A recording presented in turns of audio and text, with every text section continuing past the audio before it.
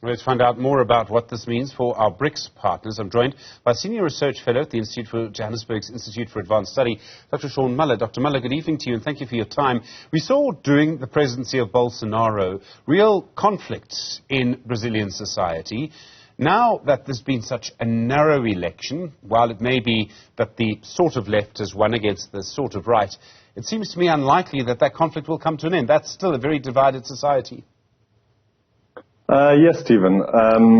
I think that's what we see in countries also like Chile, for instance.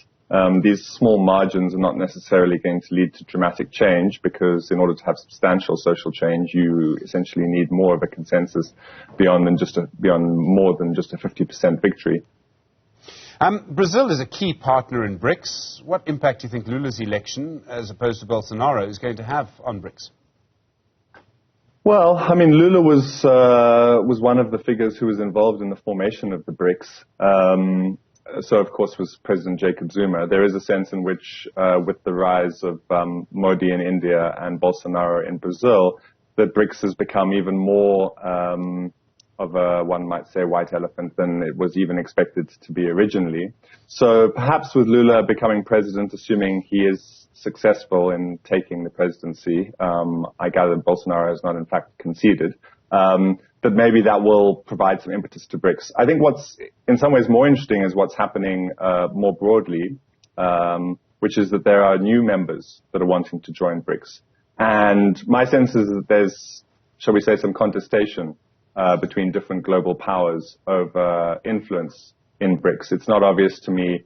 Many people are saying that the apparent desire of Saudi Arabia, Turkey, Egypt and others to join BRICS reflects an even greater shift in global power away from the United States, for example, and its allies. I don't actually find that very convincing, but it remains to be seen.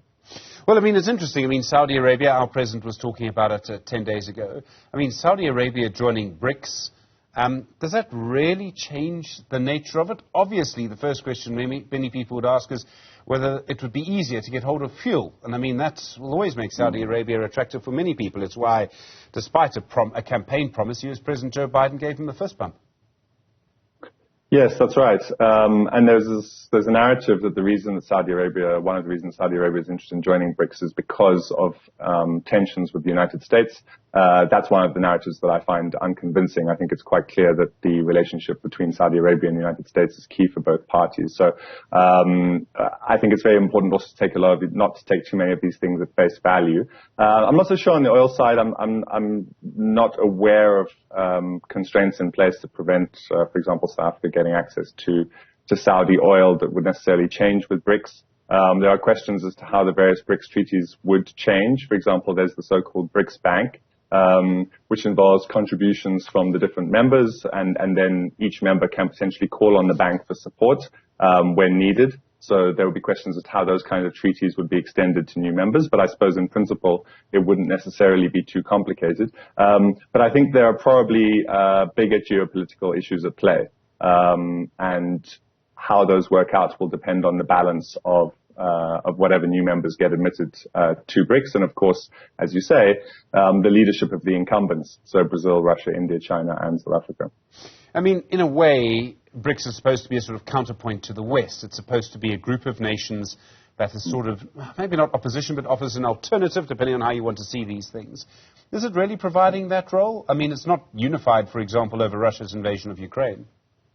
No, I wouldn't say it is providing that role. I mean, and one could debate whether it would be desirable for it to do so or not, and I don't think we need to get into that now. But I would say it's, I think, fairly clear based on the evidence that it's not playing that role at this stage. And I'm not sure there's much likelihood that it will. There are various reasons. If you look, for example, at financial markets and the global economy, there are very specific reasons why the United States holds the power it does. If you look, for example, at the internet, at U.S. control over internet, and even things that have been in the news recently, such as undersea cables and so forth, that's entrenched infrastructure. That's not going to change just by creating something like BRICS.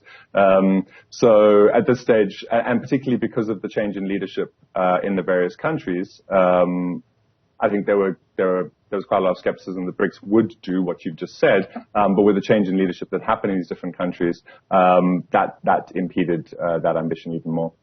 Brazil is democratic in nature. India is democratic in nature. We're democratic in nature. I realize there are limitations to that, and one could argue about all three of those examples.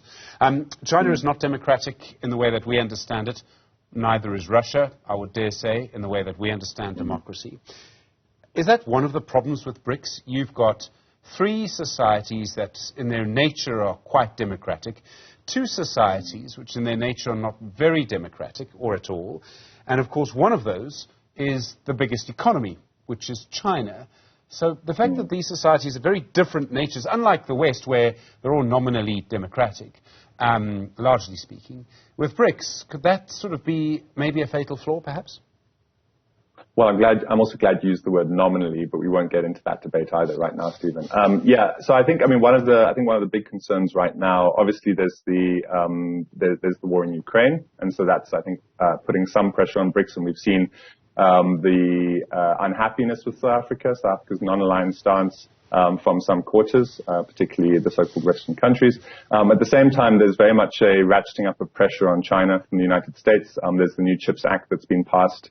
At the same time, the U.S. is also passing, I actually haven't checked recently to see whether it passed the second house, but the U.S. had legislation drafted, which Lady Pandor, South Africa's foreign minister, raised concerns about.